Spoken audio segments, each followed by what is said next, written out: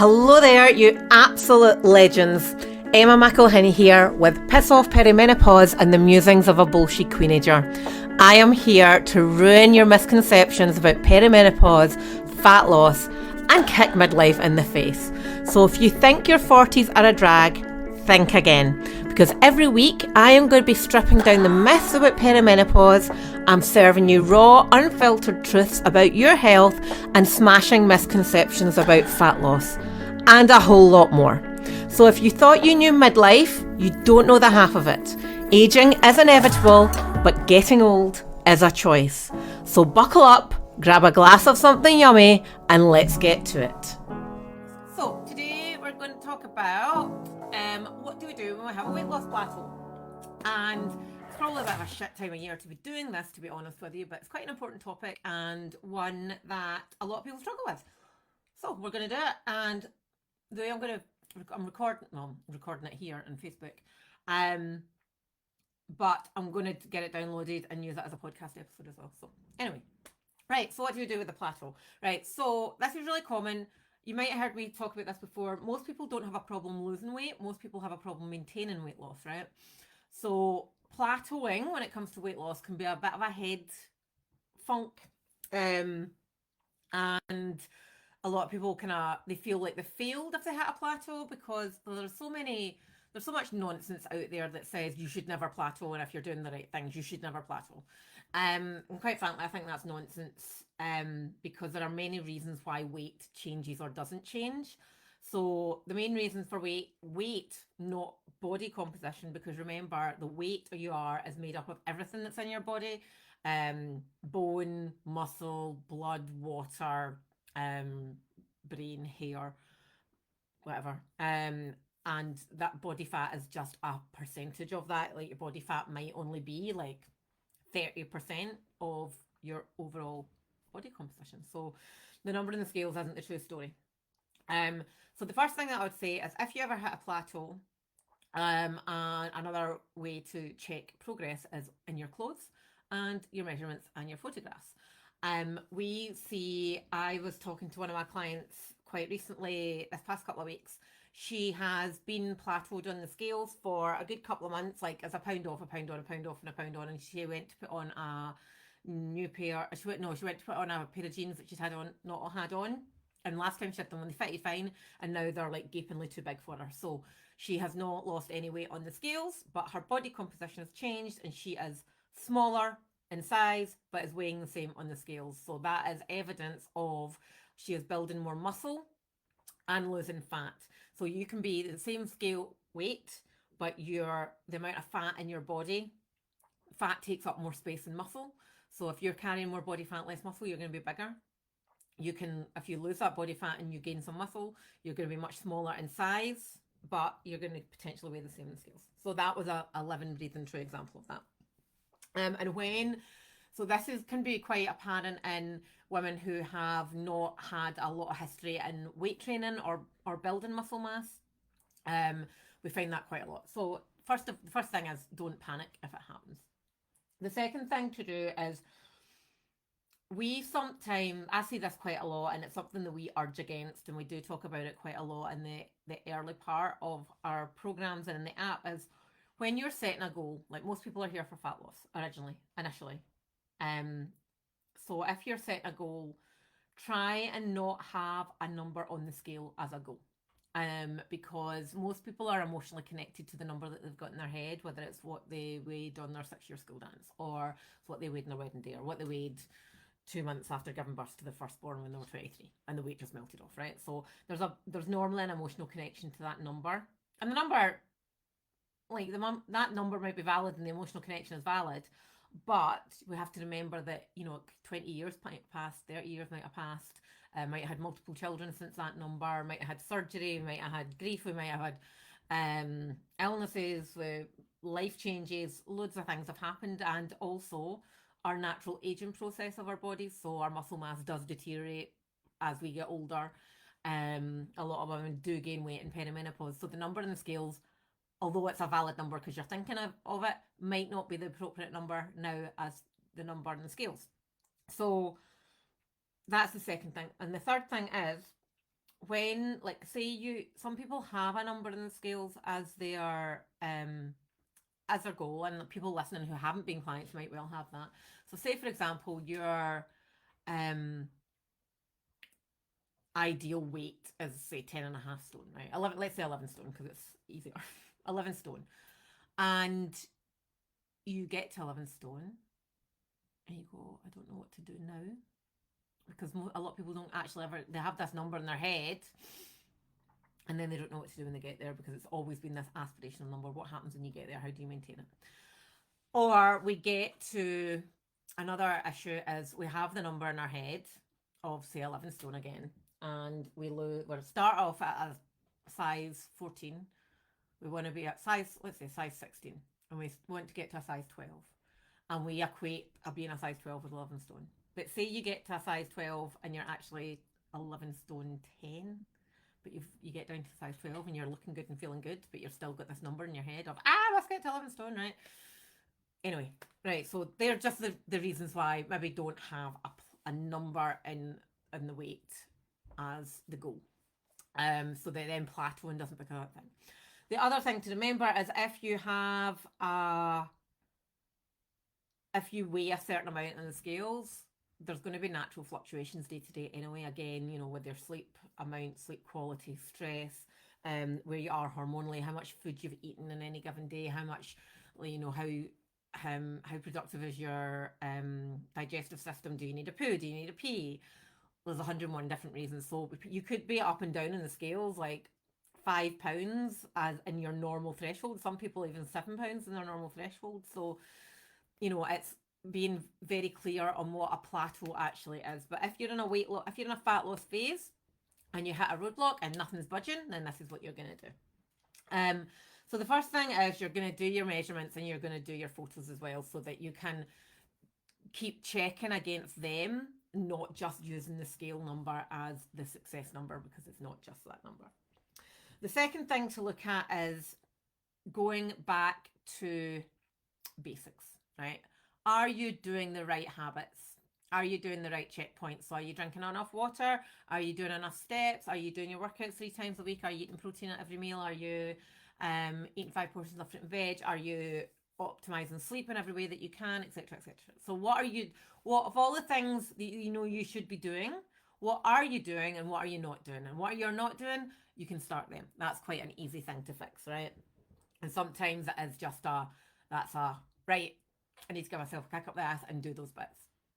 Now, if you are doing all of those things and still nothing is changing, then normally it's all around the calorie number or the macro number.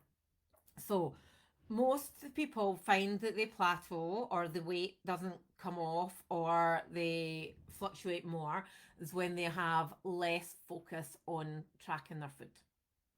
Because we have a wee snack here and a wee snack there and we don't track it, we don't know accurately how many calories we're consuming.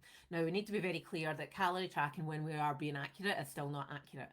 There is still variances in the tracking tool that you're using. There's variances on the amount of calories described on the item that you're eating or on the weight and the scale. So there's variances all over the place. It's never going to be 100% accurate, but it's always go in with it with best endeavours. So more often than not, it all comes down, I would say 98% of the time, it comes down to the calories. 98% of the time comes down to the calories that we're consuming is more than what we think, which is then we're not in a big enough deficit to burn body fat. So in the remaining 2%, there could be other things going on. It could be macros that need adjusting. We typically see women in perimenopause tend to trend if they were just left to their own devices with food, they tend to eat a lot more carbs than what would be optimal, a lot less protein than is optimal, and a lot less fats that are optimal. So between the calories and the macros, that tends to be where the challenge is. Now, sometimes we do find challenges with if somebody has got PCOS or an underactive thyroid, and they have, like for thyroid in particular, it can cause a real flummox. Because a lot of people don't actually know that they have an underactive thyroid because a lot of the symptoms of underactive thyroid are fairly similar to perimenopause, like brain fog, tiredness, fatigue. So yeah. it can be, but normally if like there has to be a lot of other symptoms for your doctor to go, right, okay, let's do your bloods. Now, if you are underactive thyroid and you're on thyroxine and your thyroid levels are at a normal level, then you are like a not inverted commas normal person that has a normal functioning thyroid. Like there is no issue with how your body is working and how it's consuming food and all that kind of stuff. So that's why it's always worthwhile getting your levels checked if you're already on thyroxine. So PCOS can be another one. We know that women with PCOS can have a harder time losing fat. But with nutritional adjustments, with training adjustments, people with PCOS have a much easier time building muscle than non-PCOS people. But they are less tolerant to insulin, therefore carbs, so a much lower carbohydrate intake is optimal for fat loss for people with PCOS. But I'm talking general population here. What do you do in the plateau? Right? Bear in mind, 98% of it is self-tracking, self-ownership. So if it happens to you and you don't want to be plateaued, like another thing is about the plateau is going, actually, am I okay here? This is okay. And we have a lot of clients that are like, I've not lost any weight, but I think I'm okay with it, but I really don't know how to deal with this emotion. So it's like having like looking in the mirror and going, do you like what you see? Do you feel good? Do you have energy? Are you wearing nice clothes? Are you like, yeah, I'm feeling really good? And if that's the case, do we really need to be losing any more weight? Like, and that's where you have to look at going, well, if I'm happy like this, if I feel good, if I look good, I'm feeling healthy, I'm feeling energized, I'm sleeping good, what's okay? Why would being here be a problem? All right. So that can be another bit of an emotional funk to go through.